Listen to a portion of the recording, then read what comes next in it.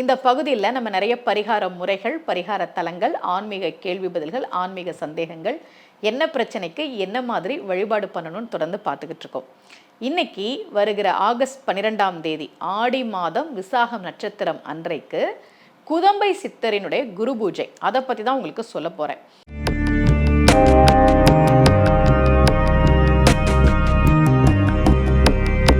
ரகசிய உண்மைகள் சேனலை பார்த்து கொண்டிருக்கும் உங்கள் அனைவருக்கும் சுமதி ஸ்ரீயின் அன்பு வணக்கம்.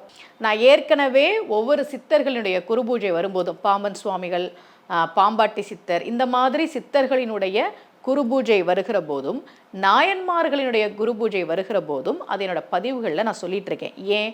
குருவருள் மூலமாகத்தான் திருவருளை பெற முடியும். அதனால இந்த குருமார்களை போய் நம்ம வழிபாடு செய்யும் போது, அதுவும் சில பேரோட ஜாதகத்தை நான் பார்க்கும்போது சொல்லுவேன், சித்தர்களுடைய ஜீவ சமாதிக்கு போய் வழிபாடு பண்ணுங்க. சித்தர் வழிபாடை நீங்க பண்ண ஆரம்பிக்கும் போது உங்க வாழ்க்கையில சில மாற்றங்களை பார்க்கலாம் அப்படின்னு.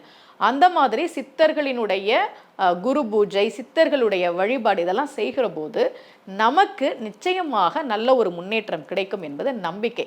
அதனால தான் ஒவ்வொரு முறை சித்தர்கள் குரு பூஜை வரும்போது நான் உங்களுக்கு ஞாபகப்படுத்துகிறேன்.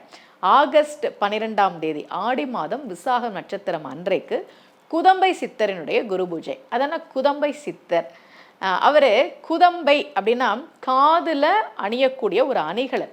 காதில் அணியக்கூடிய அணிகலனுக்கு நிறைய பேர் இருக்கு இல்லையா? குண்டலம், மகரக்குழை, தண்டட்டி, உணப்பத்தட்டு, இப்படி ஒவ்வொரு பேர் இருக்கு இல்லையா? அதில் ஒரு பேர் தான் குதம்பை.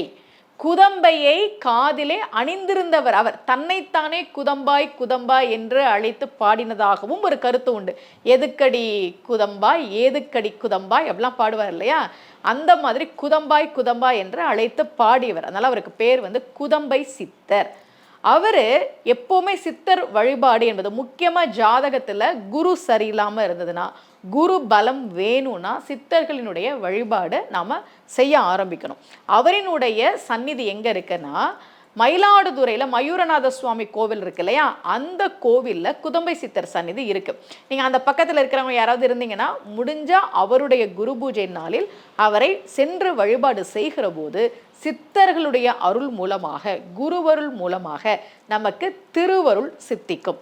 சரி, ஒருவேளை நீங்கள் வெளியூரில் இருக்கிறீங்க, வெளிநாட்டில் இருக்கிறீங்க, என்ன பண்ணுறது அப்படின்னா, குதம்பை சித்தரை மனதிலே நினைத்து வழிபாடு செய்கிற போது அவர் பாடிய எவ்வளவோ பாடல்கள் இருக்கு, அந்த பாடல்களை எடுத்து நாம் பாராயணம் செய்கிற போது, படிக்கிற போது அவருடைய குரு பூஜை நாளில் அவருடைய அருளை நாம் நிச்சயமாக பெற முடியும். இந்த குருவருள் என்பது, குரு பூஜை செய்து அவருடைய அருளை பெறுவது என்பது நமக்கு பல வகையிலும் முன்னேற்றத்தை கொடுக்கும். அப்படின்றதுனால யாரெல்லாம் குரு பலம் வேணும்னு நினைக்கிறீங்களோ, ஜாதகத்தில் குரு சரியில்லைன்னா என்ன பண்ணுறது அப்படின்னு நிறைய பேர் பரிகாரம்லாம் கேட்பாங்கல்ல, அதிலே ஒரு வழிபாடு தான் சித்தர்களை வழிபாடு செய்வது. வருகிற ஆடி மாதம் விசாகம் நட்சத்திரம் அன்றைக்கு குதம்பை சித்தருடைய குரு பூஜை வருகிற காரணத்தால் அவரை வழிபாடு செய்து பயன்பெறலாம். இதே போல மீண்டும் ஒரு பரிகார முறையோடு உங்கள் அனைவரையும் சந்திக்கிறேன். அனைவருக்கும் அன்புடன் சுமதி ஸ்ரீ.